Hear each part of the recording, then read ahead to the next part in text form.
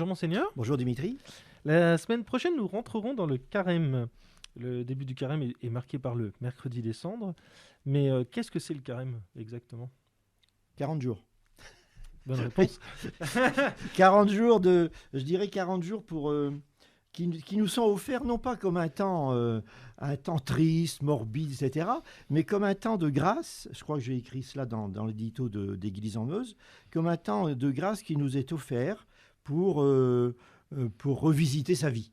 Oui, je vais le dire ainsi, à travers la prière, l'aumône et le jeûne, qui sont les 3 points du carême, mais aussi à travers ce que nous sommes, faire le point sur ce que nous vivons, à prendre le temps de la prière, prendre un peu plus le temps de nous tourner vers le Seigneur, le sacrement du pardon, etc. Donc c'est un beau temps qu'il ne faut pas prendre comme voilà le carême et comme une ritournelle, mais comme un temps fort dans une année pour se tourner, se retourner davantage vers peut-être ce qui peut faire l'essentiel de nos vies, en sachant que l'essentiel n'est pas le même pour chacun.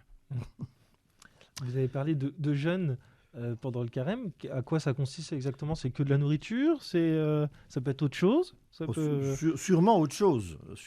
Alors la nourriture, oui, on peut faire attention à ce que l'on peut... Dans notre société de consommation, oui, voilà. Effectivement, on a intérêt à y faire davantage attention. Mais il y a aussi, par exemple, je sais pas moi, les réseaux sociaux, la télévision, l'alcool, je pense à ça.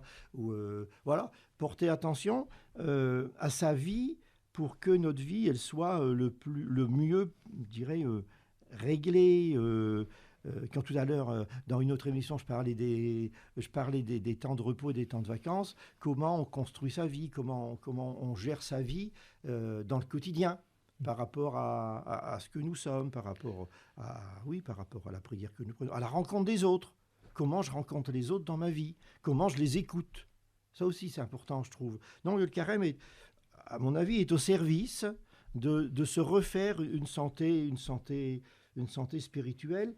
Le pape François, cette année, nous a mis l'accent sur faire le bien en vue de la récolte. Et j'entendais une émission l'autre jour en disant, avec qui d'ailleurs je consonne, si je fais le bien, je reçois le bien. C'est-à-dire que le bien que je donne à l'autre me fait vivre aussi. D'accord.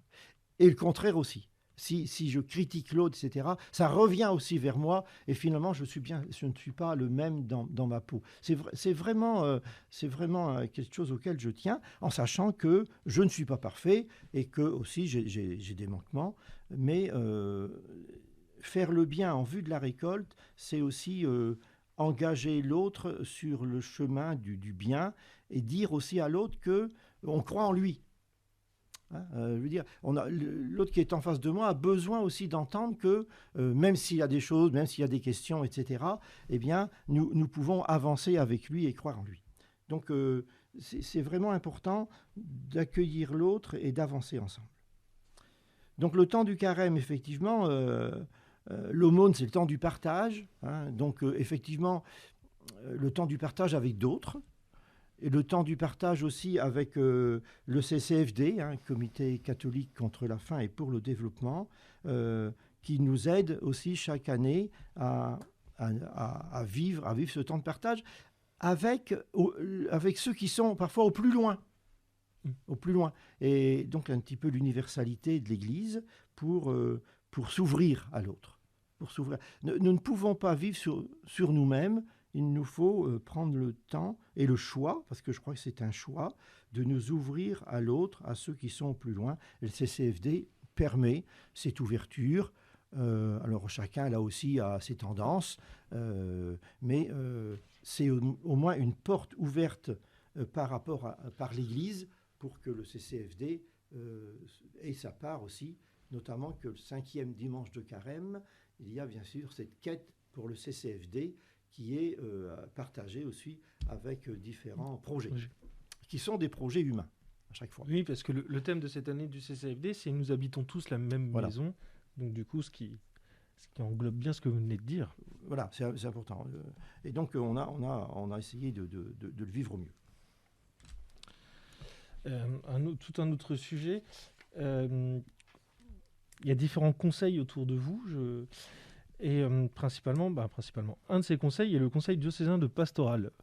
J'aborde le sujet parce qu'il va se réunir dans les prochains jours. En quoi consiste ce conseil ? Alors, l'évêque vit en tenant compte des conseils. Même si parfois il écoute, et même si parfois on essaye d'écouter et en même temps de faire attention. Parce qu'un diocèse, c'est quand même une vue globale du diocèse. Et qui a la vision globale d'un diocèse ?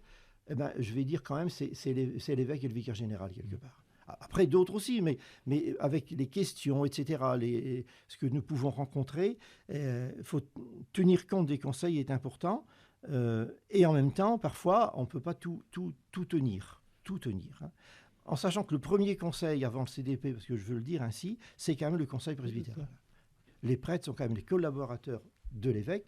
Et donc, le conseil presbytéral est l'un des premiers, je veux dire, du conseil. Après, bien sûr, il y a le conseil diocésain pastoral, qui est un conseil de laïcs, où il y a une trentaine de laïcs, important, un très, très beau conseil, là, vraiment. Et après, il y a les conseils des affaires économiques. Et puis, il y a le conseil de la vie consacrée. Et l'autre conseil, mais qui est différent quand même, l'autre conseil, c'est le conseil épiscopal, qui est le lieu donc, l'évêque doit essayer de conjuguer ce qu'il entend des différents conseils pour prendre aussi des orientations. Et donc, quand on parle de l'Église à l'horizon 2024 ou 2025 maintenant, eh bien, ça va tenir compte aussi des différents conseils et tenir compte de ce que les gens diront. Parce que du coup, Pardon. Non, en faisant comme on peut, bien sûr. Du coup, ce que vous travaillez, par exemple, au Conseil diocésain de pastoral et au Conseil presbytérium et au Conseil épiscopal, ça rejoint les mêmes thèmes, mais ça donne des vues différentes. On n'a pas la même fenêtre. Et donc, du coup, si on n'a pas la même fenêtre, on va avoir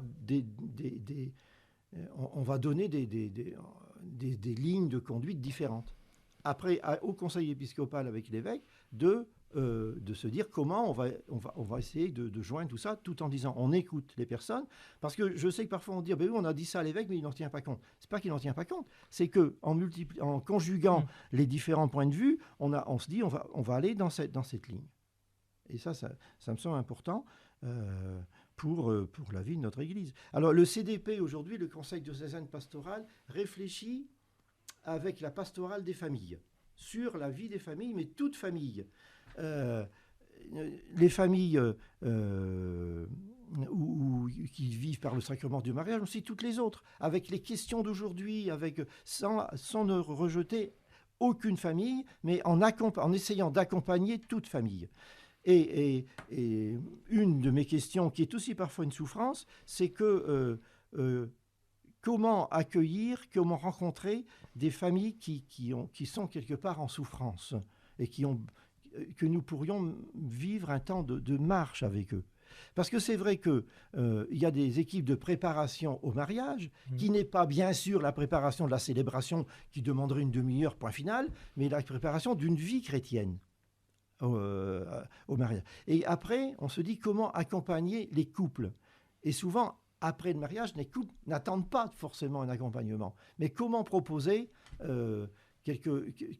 comment proposer un chemin qui les rejoigne pour vivre un temps avec eux et pour que nous soyons aussi partie prenante de la vie de toute famille aujourd'hui. J'insiste bien là-dessus.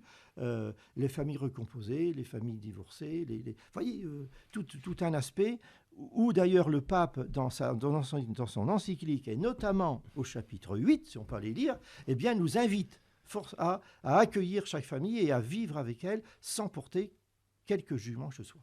C'est pour ça que vous tenez à la pastorale des familles dans le diocèse et non pas la pastorale de la famille. Exactement. Ça joue quand même sur une orientation. C'est des familles. Voilà. C'est pas de la famille. Il n'y a pas l'une famille. Il y a des familles avec ce qu'elles sont. Et puis aujourd'hui avec la vie qui n'est quand même pas si simple que cela. En sachant que aussi bien dans le carême comme dans la pastorale des familles, le maître mot, c'est quand même l'amour. Merci. Merci, Monseigneur.